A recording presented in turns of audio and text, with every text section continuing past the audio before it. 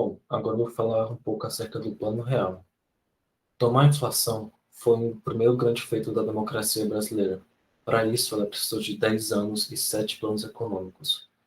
A inflação continuava subindo nesses anos, mesmo após tantos planos, e os preços no mercado chegavam a aumentar 2 vezes ao mesmo dia.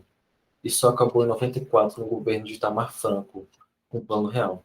Esse plano foi idealizado pelo então ministro da Fazenda FHC, o Fernando Henrique Cardoso, embora haja ainda hoje uma disputa acerca da verdadeira criação do real. Bom, de um ano para o outro, a inflação caiu de 916% para 22% em 95. Quando o Plano Real foi anunciado, muitos partidos rejeitaram, inclusive os grandes industriais paulistas, os grandes empresários paulistas. Muita negociação no Congresso foi necessária para desencadear. Bom, mas o que é o Plano Real em si? O Plano Real tratava primeiro a causa, depois o efeito. Em 93, não era mais possível, por exemplo, imprimir dinheiro sem receitas em caixa. Cortou gastos e colocou empresas públicas à venda para baixar o peso do investimento do Estado. Os impostos foram aumentados para elevar as receitas. Entre 93 e 94, a arrecadação federal saltou 25%, e em março de 94, aí sim veio a unidade de valor real, mas ainda não era uma moeda oficial. Em vez dos preços serem corrigidos em relação à inflação passada, eram remarcados pela unidade real de valor, a URV. Mas uma tabela que era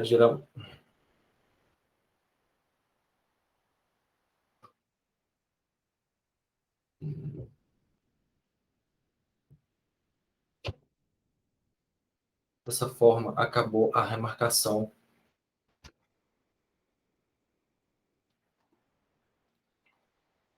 Claro, certo? Então, isso aí é basicamente uma ideiazinha que a gente tem da inflação e eu vou logo dar início com como é que funciona a inflação e como ela aconteceu no plano real, certo? Ela acabou chegando no Brasil. Então, a inflação no Brasil estourou, a moeda foi super desvalorizada e Itamar Franco, o presidente da época, ele teve que bolar uma estratégia. Uma série de manobras econômicas foram criadas para tentar barrar essa inflação, certo? Então, daí, uma dessas manobras foi o Plano Real. O Plano Real foi o que domou a inflação e estabilizou a economia brasileira. O Plano Real foi um programa com uma série de medidas responsáveis por estabilizar a hiperinflação da economia brasileira registrada no começo de 1980 até o começo dos anos 1990. Foi o mais talentoso dos planos de estabilização, porque ao invés de controlar todos os preços, ele decidiu controlar um único preço, que foi o preço do câmbio. Então ele teve um talentosa composição, um algo a mais, foi mais específico. Naquele tempo o povo não confiava no governo. E na economia a expectativa é tudo. Se você acredita que a inflação vai ter um ápice, ela acaba tendo e vice-versa. A política econômica do Plano Real conseguiu contornar a alta generalizada de produtos e serviços através de etapas que aconteciam simultaneamente para amenizar a economia. Atualmente, o real não é mais valorizado como antes, como em seus primeiros anos, e por isso o controle da inflação deve ter pauta de todo o governo. Afinal, a inflação afeta todo o país e mexe no bolso da população.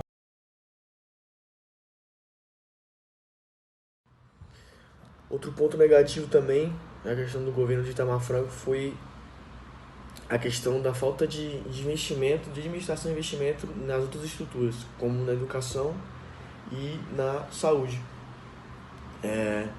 Chegou até chegar a um acontecimento que tiraram, não tinha não tinha possibilidade de comprar livros didáticos como nós temos hoje. Nós ganhamos o livro do governo, chegou a uma situação que não foi possível por causa da falta de administração na questão da educação e também por causa da dificuldade que estava sendo a questão da economia no momento. Boa noite, meu nome é João Pedro. Eu vou dar um pouquinho de continuidade ao que o meu colega João Pedro Vaz falou, que é sobre os pontos negativos do governo de Itamar Franco. Vale ressaltar também o contexto econômico que estava na época, estava uma grande inflação no momento e como medida para controlar essa inflação, ele lançou o Plano Real. Mas no que ele lançou esse Plano Real, ele esqueceu dos investimentos em outras áreas, como por exemplo saúde, educação, etc. Como por exemplo o SUS. Ele investiu tanto na economia assim para tentar sair da inflação que ele não conseguiu deixar uma equidade nesses investimentos e acabou por faltar investimentos na saúde nessa época, que é o Sistema Único de Saúde, o SUS. Mas também teve algum ponto positivo, que ele conseguiu extinguir o Instituto Nacional de Assistência Médica e Previdência Social, que foi um ponto positivo, ao mesmo tempo que ele falta investimento com o SUS. Bom, eu irei falar sobre alguns pontos negativos do governo Itamar Franco.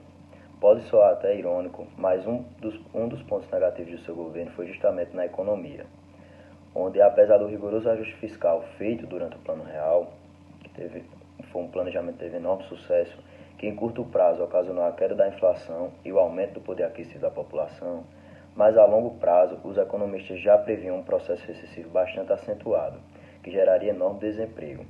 Algum tempo depois, isso veio a se concretizar, quando Itamar implantou um modo de governo neoliberal, que tornou o país dependente de acordos e dívidas externas, além de reduzir o poder de compra do trabalhador e aumentar o desemprego da população.